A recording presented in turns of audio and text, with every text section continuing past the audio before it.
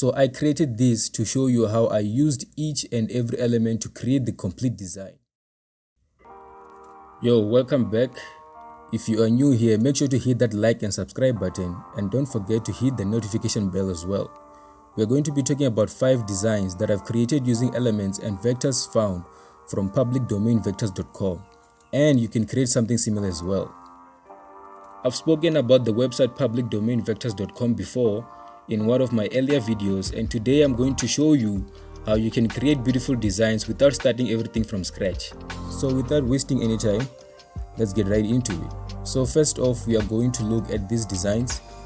I'm into unconventional type of designs, and if you've watched my previous videos, this shouldn't be a surprise.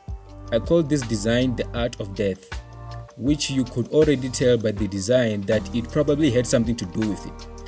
The colors, church stained glass windows, arching text, the flowers was all carefully selected for the design. So when you go to the website, it's best to already have a picture of what you're trying to create, or it will take a lot longer to find something that will inspire you to create a design. So here we have a biblical type figure. I'd assume it's Mary, and after that we have got the zombie man, which I only needed the face for. After that we have the church stained glass window. I got this from unsplash.com, totally free. And right after that we have got the flower. This is the color that the flower comes in. 3 or 4 of these elements were found from public domain vectors, and one, the stained glass window, was found from unsplash.com. So I created this to show you how I used each and every element to create the complete design. From the text I added around the design to further illustrate the message, to the stained glass window, to the face replacement, and the zombie man vector. And then adding some color to the vector, adding some sharpening and contrasting, changing the color of the flower, along with some saturation and contrasting as well. I also added some elements under the text, which I got from public domain vectors as well. Alright, next design.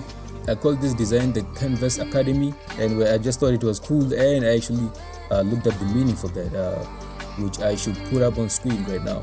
There are 3 elements that make the design. We have got the sun with an annoyed face over here, with lots of sun rays around it. Next is the Mexican sandstone face, and lastly the low poly female wireframe. This all resulted to the design you can see right here. I duplicated the design and colored it in different colors as well. So I erased the white color and turned it into a PNG file to be able to piece everything together. I then cut out the low poly frame head and replaced it with the Mexican sandstone face vector. Make sure to hit that like and subscribe button and share the video. I will try to stay consistent, and we'll see how many subscribers we can build up by the end of the year. Do not hesitate to let me know if you want a video tutorial of how I piece everything together. So here are some designs I did that I think turned out great. They didn't take too much effort either.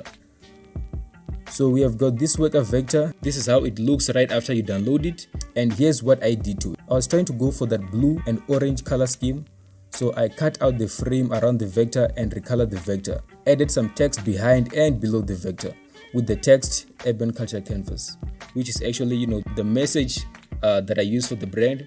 Another design worth mentioning is the one I used from an Italian vintage travel poster. I used the pen tool to cut out what I needed and discarded the rest.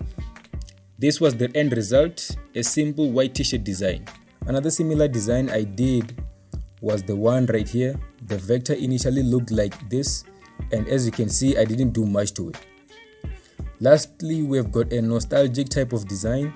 The vector came in black and white, and I had to get some inspiration on Pinterest from similar designs to see how I could color the whole design, and also how I could relate the brand messaging to the design.